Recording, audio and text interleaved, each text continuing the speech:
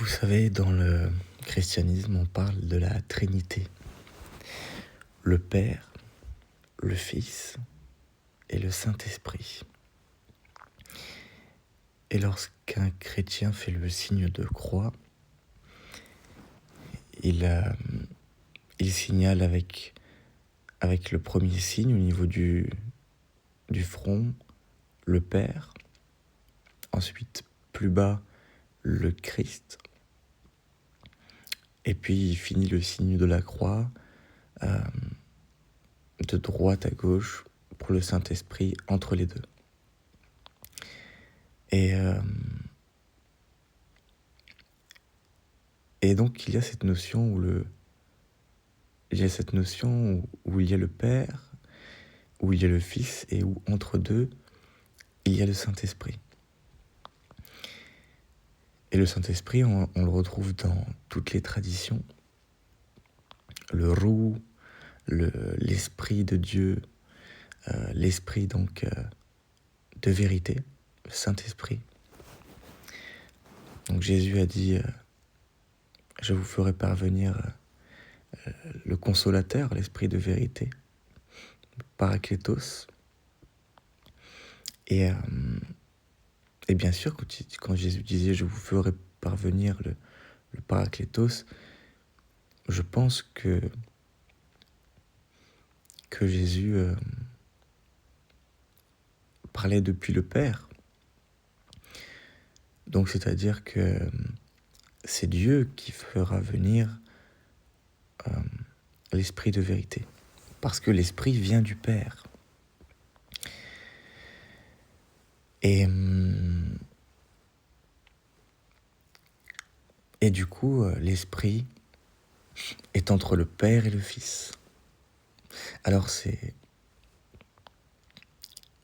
aujourd'hui, j'ai eu un magnifique rêve qui m'a appris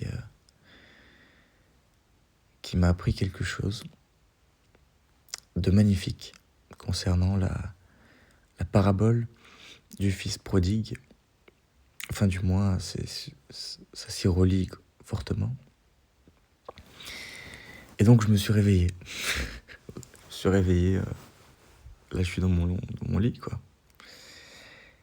Et pour noter, pour écrire. Alors, j'ai écrit. J'ai écrit des choses magnifiques qui ne viennent pas de moi.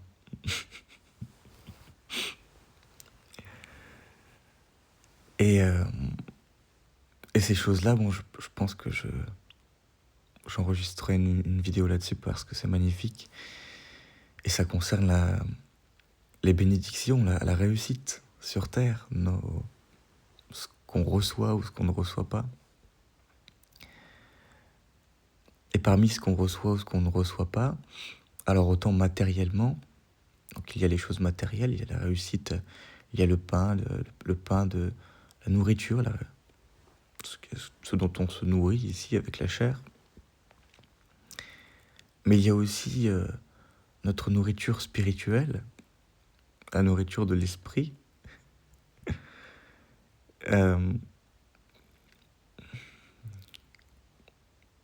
qui vient de l'intellect, du moins dont l'intellect fait, je pense, partie, des choses intellectuelles.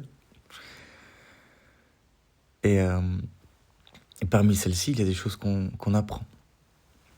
Par exemple, eh bien, typiquement aujourd'hui, ce que j'ai appris du Père, c'est via son esprit, eh bien, c'est des choses que j'ai appris par l'esprit, intellectuellement.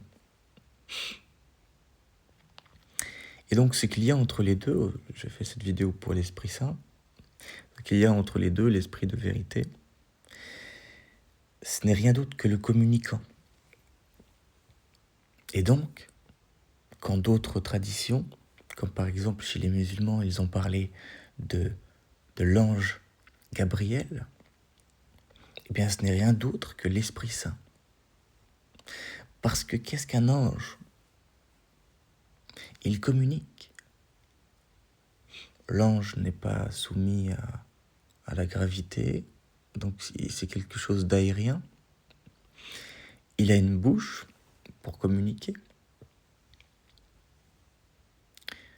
C'est un enfant, alors il est soumis au Père, l'Esprit Saint. L'Esprit est soumis au Père. Et c'est l'Esprit qui vient enseigner le Fils. Le Fils n'est qu'un réceptacle. Et donc l'Esprit, c'est le Logos, la parole. C'est un souffle qu'on a mis dans les narines du premier homme pour le faire vivre. Alors on l'a fait vivre physiquement et on l'a fait vivre aussi intellectuellement. Et donc quand le Père donne, par l'Esprit Saint, le Père donne par un communicant. Donc l'Esprit Saint, le Père, le Fils et le Saint-Esprit, au milieu le Saint-Esprit est un communicant. Alors tout à l'heure, à mon habitude, alors je peux vous inviter à le faire sur votre ChatGPT. Moi j'ai dit à ChatGPT, je suis allé dans les paramètres de ChatGPT. Et je lui ai dit, parce que ça fait peut-être 1 an et demi maintenant que je fais beaucoup de recherches comme ça sur l'étymologie, le nom. Quand j'essaie de comprendre quelque chose, je me dis, bon, c'est intéressant d'avoir le sens profond des mots. Et donc, je me suis dit, bon, le Saint-Esprit est un communicant. Et donc, un messager aussi, on peut dire un messager. Mais le mot qui m'est venu, c'est communicant. Alors, j'ai cherché la signification du mot communiquer. Si vous allez dans les paramètres de ChatGPT, vous pouvez paramétrer, on va dire, les paramètres généraux de votre ChatGPT pour lui donner des choses dont il va se rappeler à chaque discussion. Et vous pouvez lui dire, comme je l'ai fait ici, rappelle-toi que si je commence une conversation de ChatGPT avec uniquement un mot, alors ça veut dire que j'aimerais que tu me donnes son étymologie et sa signification à travers le temps ou voilà, à travers les âges. Et donc ça me permet d'avoir soit un contexte historique sur un mot. Parfois on a besoin du contexte historique, l'étymologie de base, et puis ensuite le contexte historique. Et donc là, l'étymologie du mot communiquer, c'est très intéressant. Parce que quand on se dit, quand on a ce songe de lier l'Esprit Saint à un communicant. Mais au fond, ça fait sens, et rien de sorcier là-dedans. Parce que le consolateur, l'Esprit de vérité, Jésus disait, je vous ferai venir un consolateur, l'Esprit de vérité qui viendra vous enseigner toutes choses. Donc il est enseignant, mais il enseigne parce que c'est ce principe communicant qui enseigne, comme par exemple l'ange Gabriel qui vient enseigner à Mohammed, ou j'imagine qu'il y a eu aussi d'autres anges. Alors je ne connais pas du tout toute la Bible, et il me semble qu'il y a eu aussi d'autres anges qui ont communiqué à d'autres prophètes, et il y a toujours une notion d'ange, ou parfois il y a une notion où on va dire j'ai vu une colombe descendre sur Jésus, j'ai vu une colombe, donc j'ai vu l'esprit j'ai vu l'esprit descendre sur Jésus. Mais donc il n'est pas question de j'ai vu Dieu descendre sur Jésus, j'ai vu l'esprit de Dieu descendre sur Jésus. C'est-à-dire on voit, voilà. Et donc le mot communiquer vient du latin communicare, qui signifie mettre en commun, partager, rendre commun, être en relation avec, communiquer. Et que font les chrétiens ? Leur première, je crois qu'on appelle ça le premier sacrement. Enfin non, le premier sacrement, je crois que c'est le baptême, et puis après on a la communion, puis après la confirmation. Et la communion vient du fait de la communion avec l'Esprit Saint, donc le fait de communier, donc d'être avec. Et donc, l'Esprit Saint, c'est ce qui met en commun. C'est-à-dire que c'est ce qui permet de communier entre le Père et le Fils. C'est ce qui rend commun. C'est le lien, en fait. C'est le lien. L'Esprit Saint, c'est le lien entre le Père et le Fils. Donc le signe de croix, le Père, le Fils et le Saint-Esprit, c'est le lien entre les deux. Et le lien, c'est quoi? C'est le Logos, la parole. Et donc c'est un songe qui vous connecte à Dieu.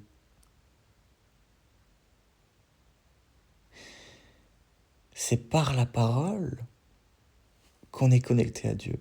D'où cette importance gigantesque de la parole dans les Écritures. Quand on nous dit la parole, ou quand on nous dit, il a fait descendre sur nous un livre. Peut-être que c'est pas la bonne liaison, mais pourquoi pas. La parole de Dieu, avec un grand P. La parole, c'est le Logos. Et c'est la parole qui nous lie à Dieu. D'où cette importance d'étudier la parole et de recevoir la parole. Ou de recevoir le livre.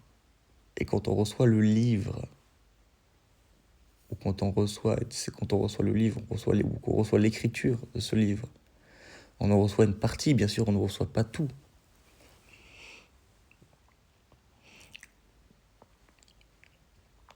Et c'est ce qui nous relie à Dieu. C'est ça, l'épiphanie. Alors bon, après, des fois, GPT donne d'autres choses qui là sont pas... J'ai pas lu ce qu'il y avait ici. Mais c'est pas pertinent, je vais écrire autre chose. Épiphanie. Alors, je sais pas ce qui va sortir, mais épiphanie. On va voir ce que c'est. Parce que c'est ça qu'on ressent. Quand on reçoit la parole, donc on est à nouveau en lien avec le Père. Et ce qu'on ressent, c'est une épiphanie. Alors, je ne sais pas ce que c'est la définition du mot épiphanie. Sur, au-dessus, apparaître. Épi qui signifie sur, au-dessus, apparaître. Donc ça vient du grec ancien, épiphanéia, composé de épi, donc voilà, qui signifie sur, au-dessus, apparaître, et phaino, faire briller, rendre visible, révéler, manifester. Donc littéralement, épiphanie signifie apparition, manifestation lumineuse, révélation qui devient visible. C'est ça l'épiphanie, c'est ça ce qu'on ressent, ce qui apparaît. C'est ce qu'on ressent dans ce moment, une épiphanie. Oh, je viens d'avoir une épiphanie. Moi, je me suis réveillé avec une épiphanie. Et je l'avais dans mon rêve. Dans mon rêve, j'avais ce... Alors, c'est pas ce sujet d'aujourd'hui, là, de cette vidéo-là, mais peut-être de la prochaine, mais c'était une épiphanie, c'est-à-dire, ah ok, ça c'est vrai. Je me rends compte que, pour faire court, on est parfois un enfant. En fait, on peut avoir tout ce qu'on veut, tout ce qu'on demande, ou tout ce dont on a besoin, mais on préfère la fierté. Alors on croit être coupé des bénédictions de Dieu parce que Dieu ne le veut pas pour nous, mais c'est parce que nous, on ne le veut pas nous-mêmes. Parce qu'on est parfois face à la jalousie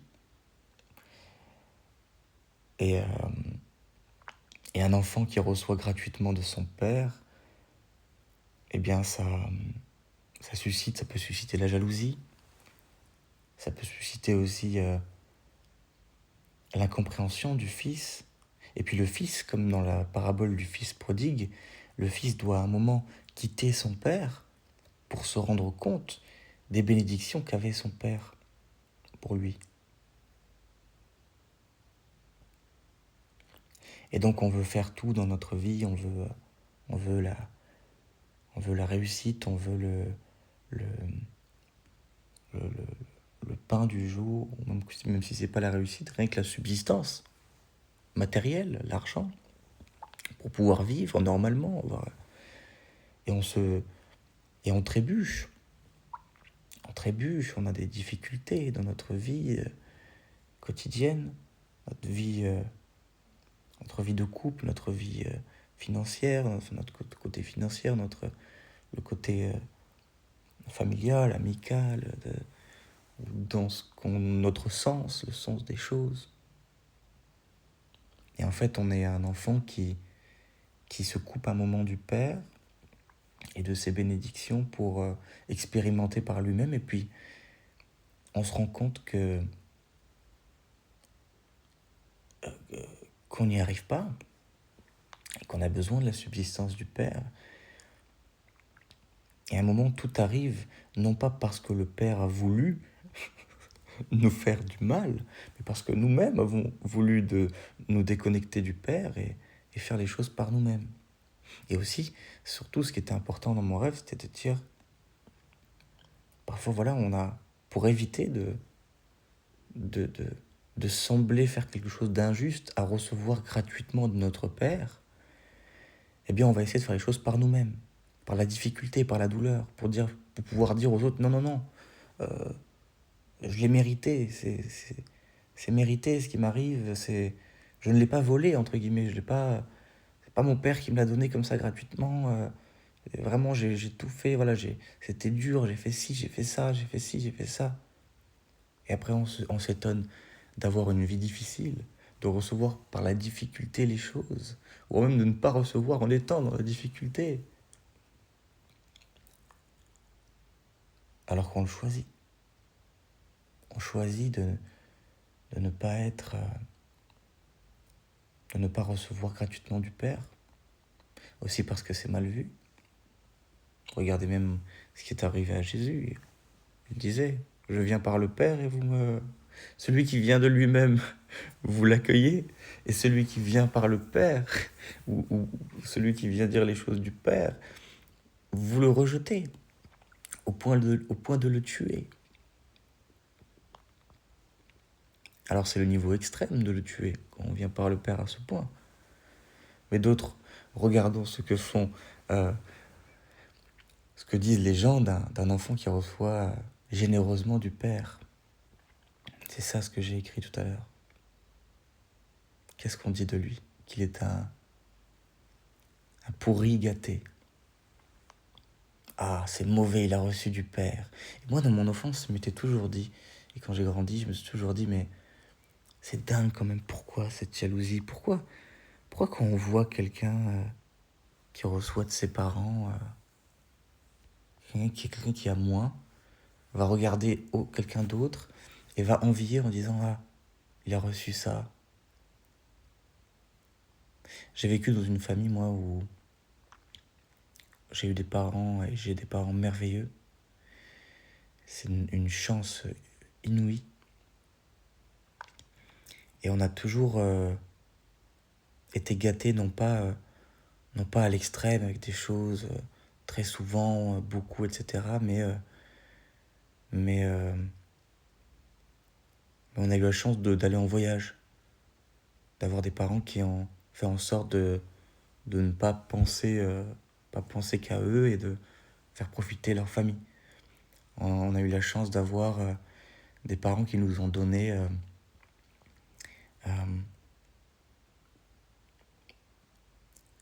qui nous offraient un beau cadeau à Noël qu'on allait utiliser pendant des années, par exemple une PlayStation, et ils mettaient de côté, ils faisaient en sorte de faire ça, de pouvoir faire ça pour leurs enfants. Et je peux dire aussi mon père, parce que entre guillemets, habituellement dans les rôles, c'est celui qui travaille ou qui travaille le plus, c'est le père, celui qui donne, c'est le père, on peut le prendre dans ce sens aussi. Et donc c'est similaire, c'est le père notre père, ici je parle biologiquement, nous a donné ce confort. Il a tout fait pour nous donner ce confort. Et une fois qu'on quitte le foyer, on veut faire par nous-mêmes. Alors bien sûr, l'idée, c'est pas de se rattacher au père biologique et de dire, bon, bah là, je vais revenir dans le sein de mon père biologique pour avoir la subsistance de mon père. Et puis voilà, c'est de se rappeler qu'on a... Ce qui est magnifique, c'est qu'on a un père commun. C'était le message de Jésus. Et le père commun, même mon père biologique a le même père. Et puis c'est lui qui a permis ce que mon père a eu, et qui a pu me donner ce qu'il m'a donné, son éducation, parce qu'on apprend du père aussi biologiquement. On apprend du père, on reçoit du père, on reçoit le confort et la subsistance de la part du père, on apprend les choses du père, on apprend la morale du père, et on peut aussi se détacher de la morale du père et aller faire n'importe quoi, et après se rendre compte que c'était mauvais et revenir. Alors bien sûr, la morale du père biologique, ma vidéo juste avant celle-ci parlait de ça justement. La morale du père biologique n'est pas aussi... n'est pas à la hauteur du tout de la morale du père véritable, mais elle permet de comprendre. C'est pour ça que c'est une magnifique analogie d'appeler Dieu le Père. Bonne journée à vous. Cette journée va être magnifique. Je dis ça alors que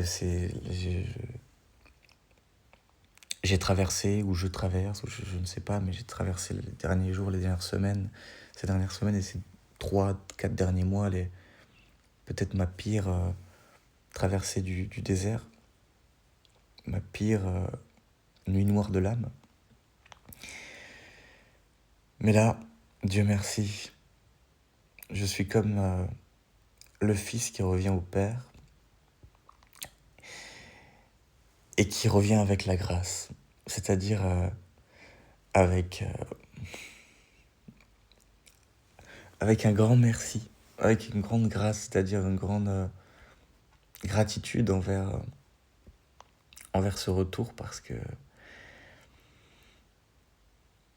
j'ai essayé de faire par moi-même, j'ai été dans la douleur, j'ai essayé de faire les choses et alors qu'on peut recevoir du Père. Et les choses peuvent ne pas venir de nous-mêmes. Et lorsqu'on croit faire les choses de nous-mêmes, on se plante complètement. Même si on part avec beaucoup de bagages. Parce que le fils prodigue, il part avec énormément de bagages et il va faire sa life. Mais sa life, les bagages finissent par s'épuiser. Et on a besoin d'une source infinie, qui est le Père. Et donc le fils prodigue revient au Père et se rend compte de sa bêtise.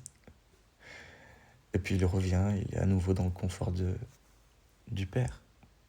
Et c'est dans le champ du Père, si je me souviens bien, qu'il va ensuite faire sa vie comme son frère. Et son frère, dont le fils prodigue, était jaloux de lui, mais aussi son frère ne peut pas avoir la grâce, parce que son frère n'a jamais quitté le royaume. Alors et c'est aussi pour ça que Jésus, je pense, disait il y a beaucoup de joie dans le ciel pour une brebis qui s'égare. Parce que les brebis qui ne sont pas égarées, elles ne savent même pas ce que ça fait que de ne pas avoir la nourriture du Père, d'être perdu, d'être seul, d'être dans cette nuit noire de l'âme. Et donc il y a toute la joie dans le ciel pour une seule brebis qui revient. Il y a toute la joie dans le ciel pour un fils qui revient à la maison. Parce que son autre fils lui-même, il ne peut même pas comprendre ça. C'est pour ça qu'il s'énerve, l'autre fils dans la parabole du fils prodigue. Parce qu'il ne peut pas aussi comprendre, voilà, la grâce que ressent son frère, parce que son frère a connu la misère, la galère.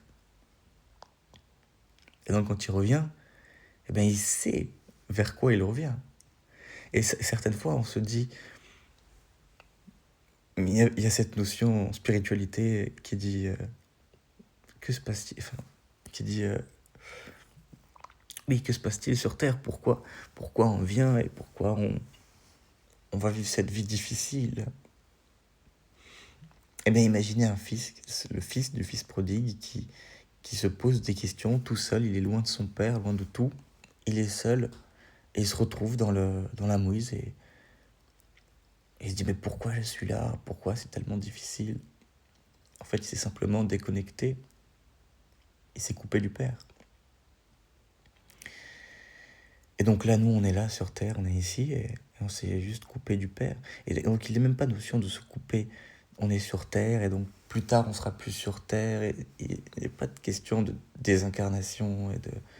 Je sais pas, j'espère, j'ose espérer qu'après après la mort, ce soit dingue. Je pense que notre conscience éparpillée revient peut-être à la conscience plus grande, j'en sais rien. Ce que je sais, c'est que c'est pas uniquement une vie spirituelle qui dit ici c'est un test uniquement, on doit juste vivre la misère et plus tard, après la mort, on va là-bas. Non, la mort, c'est au moment où on est au plus bas parce qu'on s'est rendu compte sur Terre, encore ici, là je parle, je suis incarné, on se rend compte que on s'est coupé du Père et que c'est difficile, et ensuite on se reconnecte au Père, mais ici, dans cette vie. Et c'est dans cette vie-là, déjà, on peut recevoir du Père. Donc, il n'est pas question de remettre à demain ou après la mort physique. Parce qu'il y a d'abord la première mort, si on peut si on accepte de la subir. Certains disent, bon, c'est une chance, c'est vrai, ça m'arrive aussi de dire c'est une chance si on vit une épiphanie, ou plusieurs épiphanies, eh bien, c'est une chance, les gens qui vivent l'épiphanie, mais en fait, c'est des gens qui peut-être se sont laissés mourir. C'est-à-dire, c'est l'enfant, peut-être que certaines personnes vont être cet enfant qui est perdu, et qui vont perdre les choses, mais jusqu'à un point phénoménal, jusqu'à un point, peut-être qu'ils vont ils vont creuser leur tombe encore plus longtemps, jusqu'à accepter qu'ils sont morts. Alors que d'autres vont la creuser un peu moins, un peu moins, un peu moins, et vont se dire un peu plus tôt, bon ok, j'accepte de mourir à moi-même. J'accepte de laisser mourir celui qui croyait être la source. J'accepte de laisser mourir celui qui ne se suffit pas. J'accepte de mourir dans le sens symboliquement. J'accepte de mourir celui qui... de laisser mourir celui qui pensait être seul, qui pensait tout savoir, qui pensait ci, ça. Parce qu'effectivement, l'être humain n'est pas seul. Ou du moins, si, il peut se couper de tout le monde et donc être seul. Mais il n'est pas seul parce que qui que ce soit a voulu qu'il soit seul. Et le père ne veut pas que son fils soit seul, mais le fils peut décider d'être seul, et donc de se couper.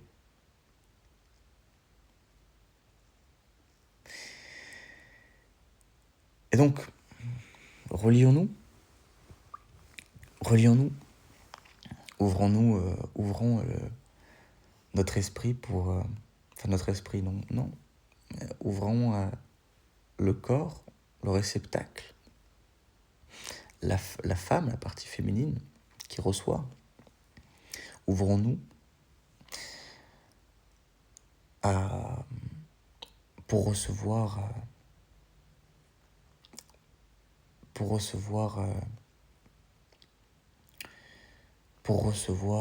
l'esprit. Et l'esprit, c'est quoi? C'est le communicant qui nous relie à Dieu. Et donc, pour être en lien avec Dieu, il faut s'ouvrir. Et se rendre compte que on peut recevoir gratuitement du Père et qu'on n'a rien à défendre. On n'a pas de fierté à défendre, on n'a pas de... il faut aussi se couper de ce que pourrait dire quelqu'un d'autre. C'est dur, hein, mine de rien, c'est vraiment... c'est un sujet... c'est pas juste moi, uniquement pour moi, je n'y arrive pas. Et aussi, on se heurte un moment à ça. À dire, mais que vont penser les autres? Alors, moi, c'est ce qui m'a été le plus difficile pour moi. C'était, mais purée, le regard des autres. Le regard de ceux qui se disent « mince, purée, comment c'est possible ? Il a reçu une PlayStation 6. Gratuitement, il n'a rien fait pour la recevoir. Ah ouais, c'est vrai, purée, peut-être que je ne mérite pas de recevoir cette PlayStation 6 de mon père. Et donc, mince alors je vais rejeter la PlayStation 6. Et le père dira, mais non, mon enfant, garde-la de côté, utilise-la, je te l'ai donnée pour ça. Mais le père, il peut pas décider si le fils, il l'utilise ou pas, même si la PlayStation 6 est dans son salon, si le fils se dit, non, je la mérite pas. Je la mérite pas, je la veux pas. En plus, on va dire de moi que j'ai reçu gratuitement, alors je vais tout faire pour m'acheter une PlayStation 6. Et après, le fils galère. Et un jour, le fils se rend compte. Et il revient au père, il reçoit du père gratuitement, et il peut dire à tout le monde, j'ai reçu gratuitement. Tout ça ne vient pas de moi, et pourtant, je suis là. Et je vous emmerde. Grosso modo, c'est ce que pourrait dire. C'est ce qu'il faudrait penser pour être libre.